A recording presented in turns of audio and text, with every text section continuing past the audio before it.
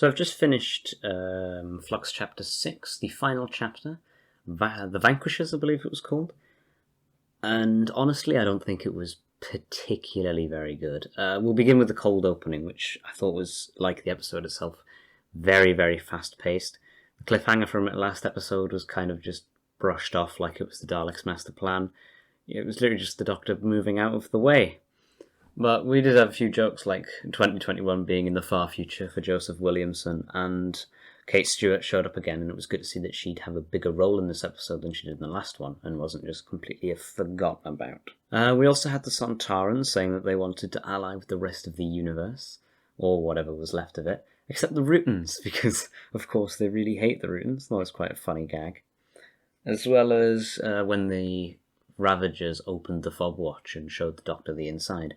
Turns out the house wasn't Lungbarrow as people thought. In fact, the house didn't really serve any purpose, other than a hint of, this is what the Doctor's memories may be. But really it was just nothing. Though it was quite a nice effect when they went inside with the Ravagers being in colour and the Doctor being in black and white, to show that they were the outsiders there and they weren't really supposed to be there since it wasn't their domain. It's also good to see that Joseph Williamson finally got a full and proper explanation of what was going on there. Because he's been here since the first episode. Well, I say he has. He got about 2 scenes and a mention at the end. And it wasn't very good to see that over the few episodes, yes, he was mentioned, but he wasn't really focused upon. He didn't get his own time.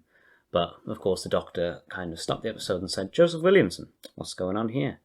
And it was good to see that in the final episode he got an explanation. There was a funny bit with the Sontarans raiding corner shops. I guess they really like off-licence wine and sweets, and the fact that the Sontarans love chocolate is something I find incredibly funny. Carvanista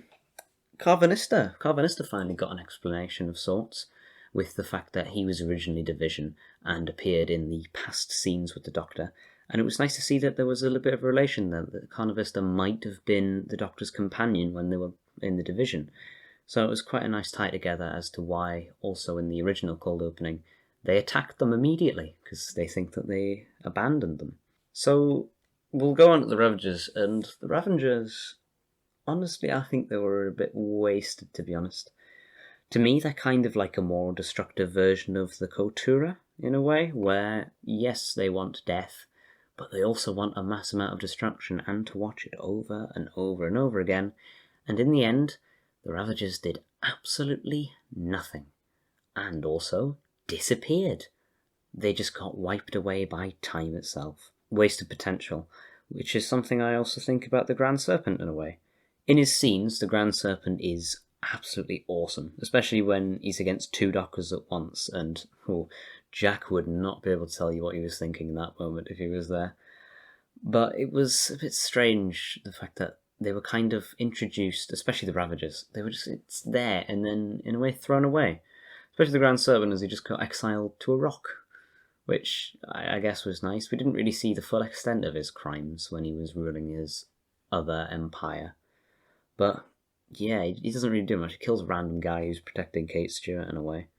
But the Sontarans, on the other hand, their plan was actually really, really good. I quite enjoyed the Sontarans and watching them, especially due to the fact that their plan was just, 1, find out where the flux is going to begin again, and 2, get all of your enemies, put them in one place, tricking them into thinking that you're going to help them, when really it's to destroy them.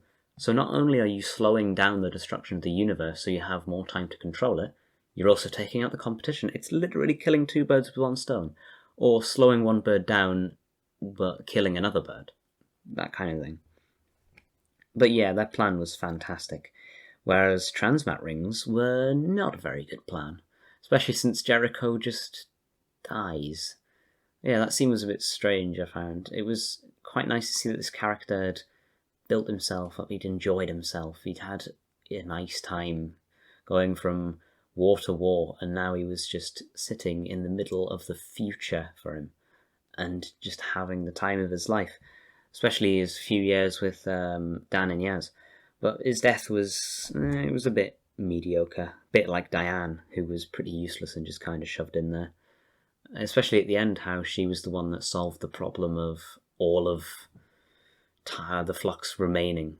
Because obviously the flux managed to get through, so her plan was, alright, why don't we just get one of the passenger forms, which have infinite amount of mass inside of them, apparently, or matter. Which, yeah, I guess that's a pretty good plan. I mean, it worked, obviously, but yeah, Diane didn't really do much. But lastly, we had the final scene with the Doctor not using the fob watch and just throwing it deep into the TARDIS.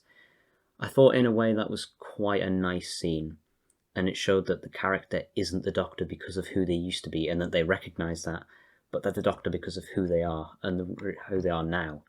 And it was nice to see that they recognised that and thought, I don't need to know who I once was because this is who I am now, which was a... Yes, we had all the Timeless Child stuff, especially in the last episode of The Master was completely correct. There's no separate tricks to get out of it, no fan theories that are correct. That was exactly what happened. The Master was right.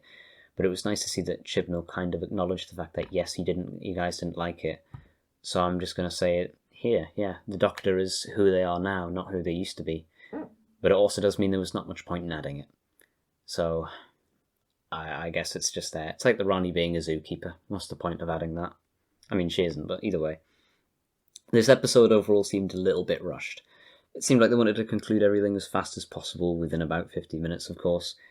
But the build-up to this episode, the whole series, I think the last 5 episodes were fantastic.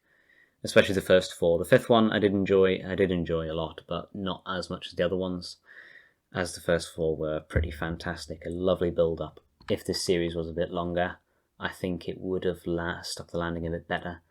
But yeah, I think the build-up was some of the best in Doctor's history, but the payoff, good God, it was not fantastic in any right.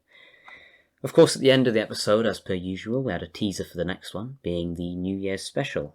And my God, we've got Aisling B, Daleks for the 3rd time in a row for a New Year's special, which is, yeah.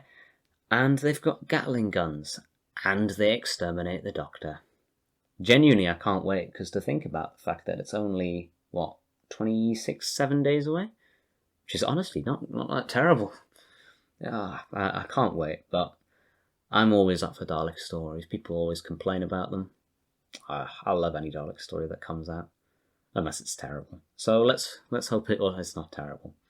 But I hope that you all enjoyed the Flux series like I did. I certainly did. The last one, obviously, this one, I didn't enjoy as much, but everyone can get enjoyment out of something. So I hope you all did enjoy it, and also enjoyed my reaction to it. So if you did, leave a like, subscribe, comment down below your thoughts, and we can have a bit of debate on that. Anyway, see ya.